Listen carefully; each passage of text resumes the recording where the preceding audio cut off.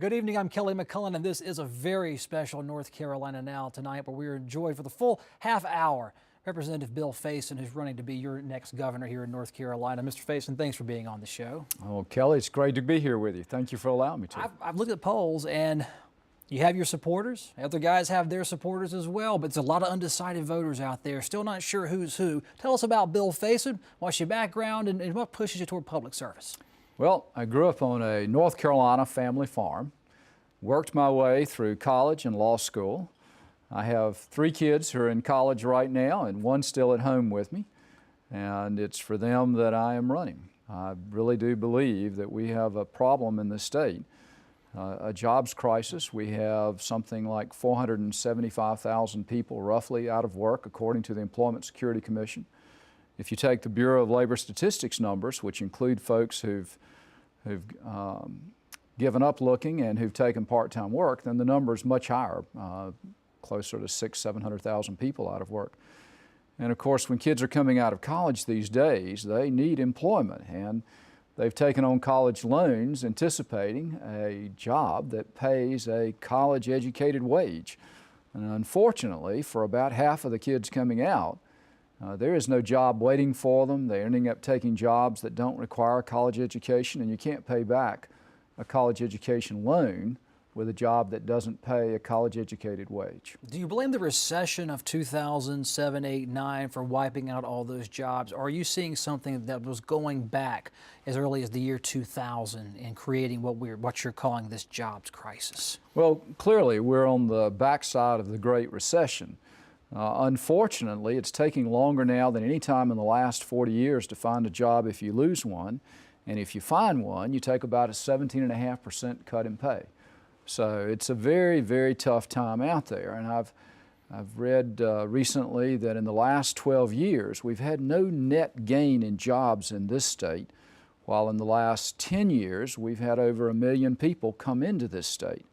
And so more people, fewer jobs, explains to some degree why we're one of the worst hit states in the union for unemployment. We're now at about 10.5%, which is really pretty awful. And that's so if you're not a minority. If you're a minority, the number's about double that. I read your recent article, and Creative Loafing did a Q&A with them, and you were talking about that very point. In fact, dropped that same statistic. So we need 1 million jobs in North Carolina by your math. Well, if you were going to get everybody employed, 100%, you would need to add roughly 500,000 to 600,000 jobs. That may be a bit ambitious, but you know, in the midst of this Great Recession and trying to recover from it, the Republicans passed a budget that ended up firing about 36,000 people. And I just don't think it's a good idea when we've got job loss at the rate we have it, when you have foreclosures occurring at the rate they're occurring, when people can't afford to keep their car, when they're having trouble keeping their kids in school, for the state to turn around and contribute to the problem by doing 2 things. First, they cut about 6,455 state jobs, including teachers and teachers' aides, after saying their budget would fire neither. And then they cut about $330 to $350 million out of Medicaid and S-CHIP. Now, those are programs that the feds match $2 to $3 for every state dollar. So in addition to cutting out programs that were needed by folks who are economically challenged, they made a conscious decision to throw away $660 million or more federal dollars. Well, I just don't think that's a good idea. Those dollars are going somewhere. Better that they be coming to North Carolina, and better that they be coming to North Carolina to provide much needed services. And of course, on top of it all, you may not know this, but the Highway Patrol ran out of money for shoes and slacks last May. And that needs to be replaced too, because I just don't think it's a good idea for a highway patrolman to walk up to issue a ticket wearing Birkenstocks and ragwool socks. Fair enough, Mr. Faison. Well, I want to ask you a philosophical question going back to the Great Recession and spending and where our budget sits. A lot of people look at a recession and they nationalize it. So what can a governor do about a recession when people are looking to Congress and the President of the United States and electing those people to handle that kind of problem? Well, there are things that a governor can do. First of all, a state can hire folks. Second, it can set policy that will encourage business growth and development. And third, it can take action to support entrepreneurs to help create jobs and wealth. And as a governor, one of the first things I'd do would be to try to get those 36,000 plus folks that my Republican friends fired in this last budget back to work. And the way I would do that is seek to get the legislature to reenact 7/10 of the 1 penny sales tax that expired last summer. That's 7 cents on a $10 purchase. And if I don't like taxes any more than anybody else does. But what I do like is seeing people employed, and I do like seeing our economy move forward, and I like seeing folks in a position to educate their kids. And if you look at government as something that we as the people come together and use to achieve our goals, then using the government as the vehicle to collect this sort of small little sales tax for us so we can do a large amount of good, to me makes a lot of sense. And in fact, when I talk to people out in the community, I really do believe the best polls are taken at the end of a handshake. When I go talk to people in the community, what they say to me is that they really think the sales tax is the fairest tax. And the reason is everybody pays it, and the more money folks have to spend, the more of it they pay. And so by letting us sort of do the fishes and loaves routine, where we come together to help our friends and neighbors, a thing that we as North Carolinians value highly. You know, we're a state where we have hurricanes, we have terrible natural disasters, not just hurricanes, but we have ice storms, we have tornadoes that roll through from time to time, and damage from some pretty terrible thunderstorms. And so we're a state where people come together around volunteer fire departments, around church organizations, around civic groups, and they come together to help their friends and neighbors through natural disaster. Well, we're on the backside of an economic natural disaster. And so I think we ought to be coming together in the same way to help each other get through this. And it's a little bit of money doing a lot of good, helping a lot of people. And then second, you're probably aware, most of people are probably not, that as far back as 2005, 65% of the C Corps in this state failed to pay any income tax. They filed tax returns showing no tax due. Well, it may be a national trend because I read in the New York Times a couple of weeks ago that at a national level, 70% of C Corps file tax returns showing no tax due. Well, you know why that's so. Big business can afford to send the lobbyists down to the legislature to get them tax breaks that other people can't have. In fact, this last time around, there was an additional tax loophole created for multi-state corporations. It's costing the state about $39 million, meaning that $39 more million of the load is being shifted to you and our friends and neighbors to carry away from multi-state corporations. It's a tax break that essentially says that if you're a big multi-state corporation, that you can move all of your net profit out of North Carolina by charging the North Carolina operation its entire net operating revenue for the use of the company logo. I mean, it's the worst kind of tax dodge you ever saw. And while my Republican friends were taking us to 49th nationally in per pupil spending, below Mississippi, they were giving additional tax loopholes to multi-state corporations, not to the local folks, not to the 155,000 small business people who hire less than 20 employees, but they were giving it to multi-state corporations. The wealthiest of the wealthy, the biggest of the big were getting the break. And the little folks who needed it so badly, they weren't getting any help. And you know, in these times, that's just not the right way to go.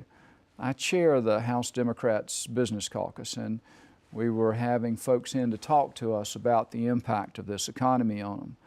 And there was a young man who came in who has a master's in education, who's only wanted to teach his whole life. That is his calling, it's what he wants to do. And he was fired as part of this state budget. He was one of those teachers who wasn't going to get fired, and he did get fired. But people liked him so much they were finding substitute jobs for him to do.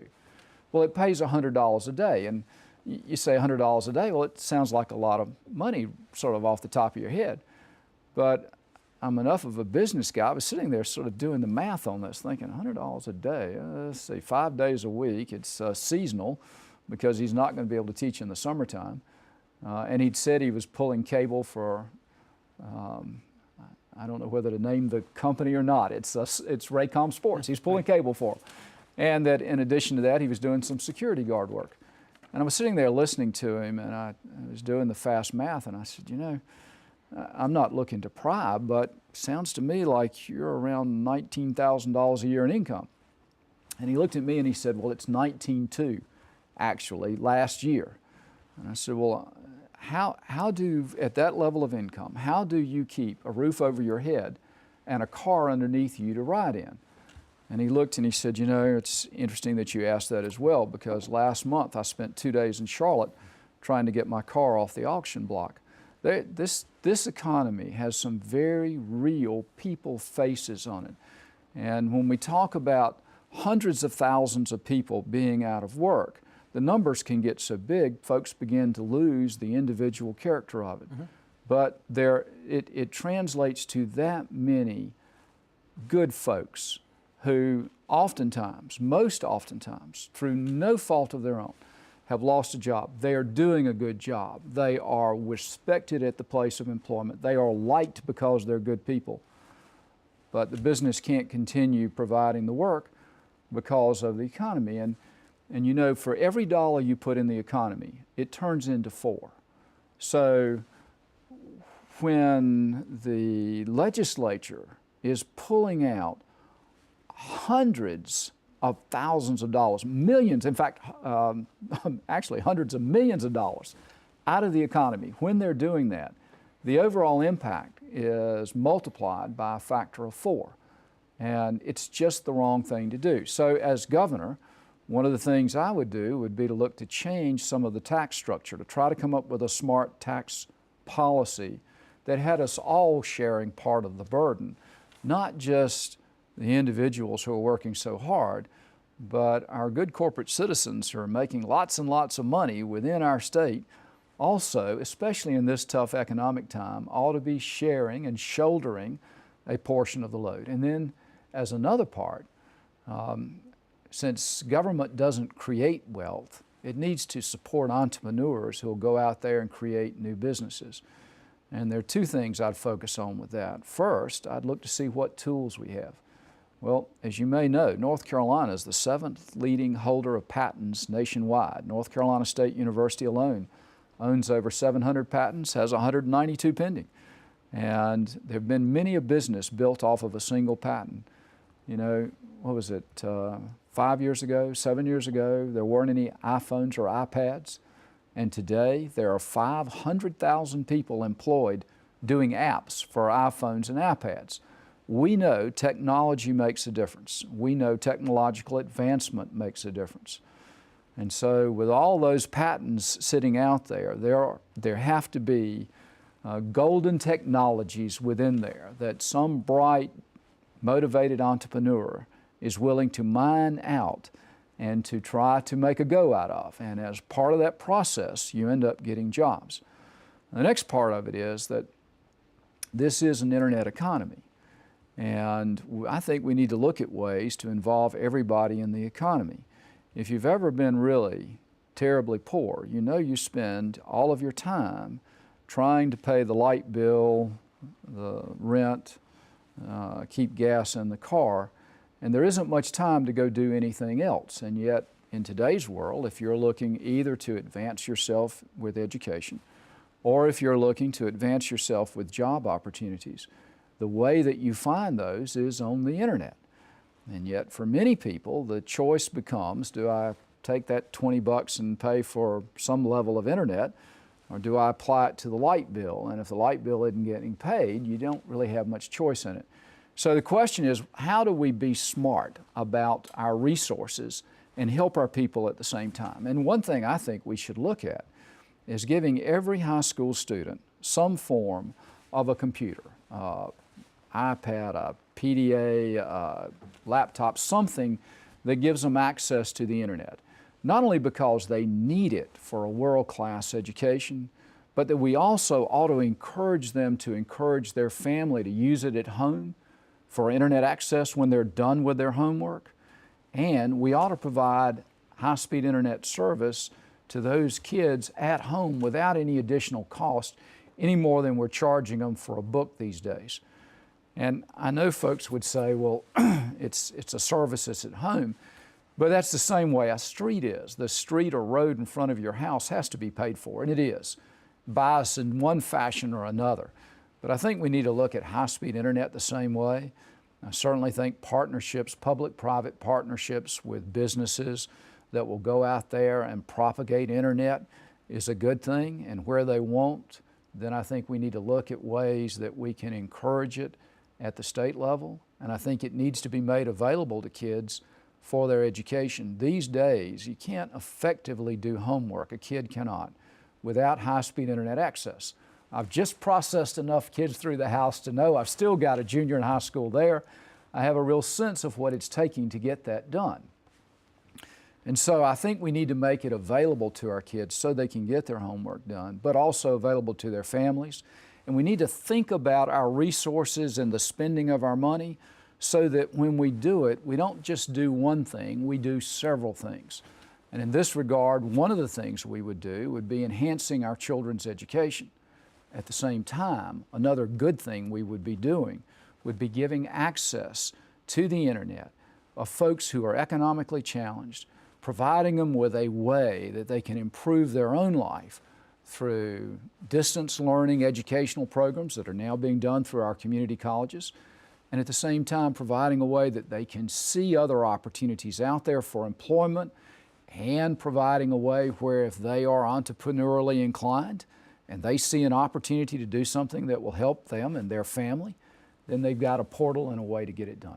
With that sales tax proposal you've recommended, it's for job creation from everything I've read. Does that include educational outreach, funding iPads, computers, and laptops for school kids, or is it completely separate? Completely separate. The other would have to be dealt with differently. And I really think in today's environment, with some of the corporate citizens I know that we have, that understand the significance of the internet, and with our telecommunication companies, pardon me. No problem. I think it's all the pollen that's out there. I'll take you up on Get the some water. Thank you. With the telecommunication companies these days are seeing themselves as internet companies. They recognize that their future is in the internet. And of course, we have two very different business models for how internet is being propagated. You have the model of the big providers, which requires, I'm not sure, 160, 170 customers a mile. But then you also have the model of the telephone co-ops, who for 3 to 6 customers a mile will give you fiber optics to the home, which is the best thing you can get. So there's some very different business models out there, and there's some places that no one's business model seems to want to go. And yet all the people in this state need access to the information highway, just like they need access to a regular highway. And so I think we need to look at public-private partnerships. We need to look at smart ways to get things done. You know, MCNC just did a backbone through the state, which is a model for all states to follow, intending to provide additional high-speed internet access for educational institutions.